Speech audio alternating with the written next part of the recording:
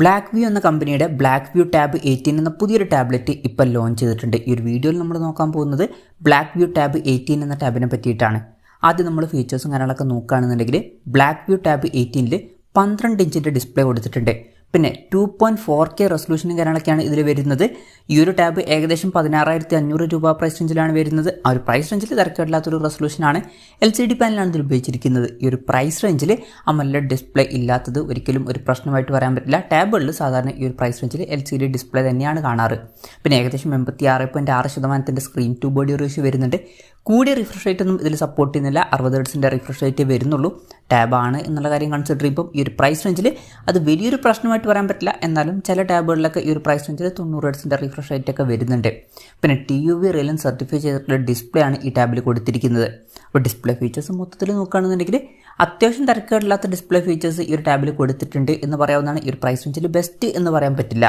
പിന്നെ side mounted finger print സെൻസറൊക്കെ ഈ ടാബിൽ കൊടുത്തിട്ടുണ്ട്. പലപ്പോഴും ഈ ഒരു പ്രൈസ് റേഞ്ചിൽ വരുന്ന ടാബുകളിൽ ഫിംഗർ പ്രിൻറ്റ് സെൻസർ ഉണ്ടാവാറില്ല, പക്ഷേ ഈ ഒരു ടാബിൽ വരുന്നുണ്ട്. നല്ലൊരു കാര്യമാണ്. ടാബിൻ്റെ വെയിറ്റ് വരുന്നത് 632 ഗ്രാമാണ്. തിക്നെസ് വരുന്നത് 7.9 mm ആണ്. ഈ ഒരു ടാബിൽ മാഗ്നറ്റിക് S Pen Gen 2ൻ്റെ സപ്പോർട്ടും കാര്യങ്ങളൊക്കെ വരുന്നുണ്ട്. അതായത് സ്റ്റൈലസ് പെൻ്റെ സപ്പോർട്ടും കാര്യങ്ങളൊക്കെ ഇതിൽ വരുന്നുണ്ട്. പിന്നെ കീബോർഡിൻ്റെ സപ്പോർട്ടും വരുന്നുണ്ട്.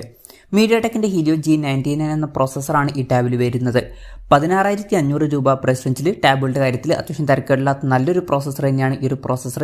അതുമാത്രമല്ല ഈ ഒരു പ്രൈസ് റേഞ്ചിൽ തന്നെ 12 GB റാം വരുന്നുണ്ട്. അത് നല്ലൊരു കാര്യം തന്നെയാണ്. 256 GB ഇൻറ്റേർണലും ബേസ് വേരിയൻറ്റിൽ വരുന്നുണ്ട്.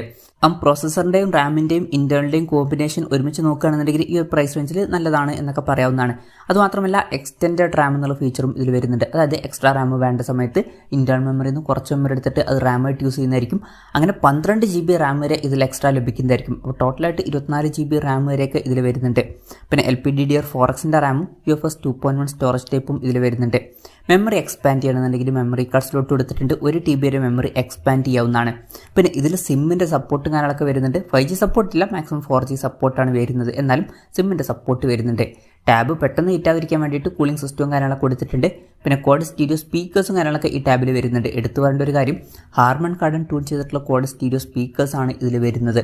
Android 13 ബേസ് ആയിട്ടുള്ള സോഫ്റ്റ്വെയർ ആണ് ഈ ടാബിൽ കൊടുത്തിരിക്കുന്നത്. ക്യാമറയുടെ കാര്യം പറയുകയാണെന്നുണ്ടെങ്കിൽ ടാബിൻ്റെ പിന്നിൽ 16 MP ഒരു സെൻസർ കൊടുത്തിട്ടുണ്ട്. പിന്നെ ഫ്രണ്ടിൽ 8 MP സെൽഫി ക്യാമറയും വരുന്നുണ്ട്. ബാറ്ററിയുടെ കാര്യം പറയുകയാണെന്നുണ്ടെങ്കിൽ 8800 mAh ബാറ്ററിയാണ് ഈ ടാബിൽ വരുന്നത്. തിരക്കേടില്ലാത്തൊരു ബാറ്ററി കപ്പാസിറ്റിയാണ് എന്ന് പറയാവുന്നതാണ്. 33 വാട്ടിൻ്റെ ഫാസ്റ്റ് ചാർജ് സപ്പോർട്ട് ചെയ്യുന്നുണ്ട്. നല്ലൊരു കാര്യം തന്നെയാണ്. Type-C ചാർജിംഗ് പോർട്ടും ഇതിൽ കൊടുത്തിട്ടുണ്ട്. അത്യാവശ്യം തിരക്കേടില്ലാത്ത നല്ലൊരു ബാറ്ററി സെറ്റപ്പൊക്കെ ഈ ടാബിൽ വരുന്നുണ്ട് എന്ന് പറയാവുന്നതാണ്. ഇതൊക്കെയാണ് മൊത്തത്തിൽ ഫീച്ചേഴ്സിനെ പറ്റി പറയാനുള്ള കാര്യങ്ങൾ. വിലയുടെ കാര്യം പറയുകയാണെന്നുണ്ടെങ്കിൽ ഗ്ലോബൽ പ്രൈസിംഗ് ആയിട്ട് കാണിക്കുന്നത് $199 ആണ്. അതായത് 16,500 രൂപ പ്രൈസ് റേഞ്ചിൽ. പിന്നെ AliExpressലൊക്കെയാണ് ഈ ടാബ് ലിസ്റ്റ് ചെയ്തിരിക്കുന്നത്. AliExpressൽ ഇന്ത്യൻ പ്രൈസിംഗ് ആയിട്ട് കാണിക്കുന്നത് 21,000 രൂപ പ്രൈസ് റേഞ്ചിലാണ്. ഇന്ത്യയിൽ വില കുറച്ചും കൂടി കൂടുന്നുണ്ട്. പിന്നെ ഇനീഷ്യലി ചിലപ്പോൾ നമുക്ക് ചില ഓഫേഴ്സും കാര്യങ്ങളൊക്കെ ലഭിച്ചേക്കാം. എന്തായാലും Blackview ടാബ് 18 എന്ന പുതിയൊരു ടാബ് ലോഞ്ച് ചെയ്തിട്ട് 16,500 രൂപ പ്രൈസ് റേഞ്ചിൽ ഈ പറഞ്ഞിട്ടുള്ള ഫീച്ചേഴ്സ് എങ്ങനെയുണ്ടെന്ന് വെച്ചാൽ അത്യാവശ്യം തിരക്കേടില്ലാത്ത നല്ല ഫീച്ചേഴ്സ് ആണ് എന്നൊക്കെ തന്നെ പറയാവുന്നതാണ്. 21,000 രൂപ പ്രൈസ് റേഞ്ചിൽ ഈ ഫീച്ചേഴ്സ് എങ്ങനെയുണ്ടെന്ന് വെച്ചാൽ വലിയ തിരക്കേടില്ല, ആവറേജ് ആയിട്ടുള്ളൊരു ടാബ് അത്രയേ ഉള്ളൂ. എന്തായാലും Blackview ടാബ് 18 എന്ന പുതിയൊരു ടാബ്ലറ്റ് ഇപ്പോൾ ലോഞ്ച് ചെയ്തിട്ടുണ്ട്. ഈ ഒരു ടാബിനെ പറ്റിയിട്ടുള്ള നിങ്ങളുടെ അഭിപ്രായം ജസ്റ്റ് ഒന്ന് കമൻറ്റ് ചെയ്യുക.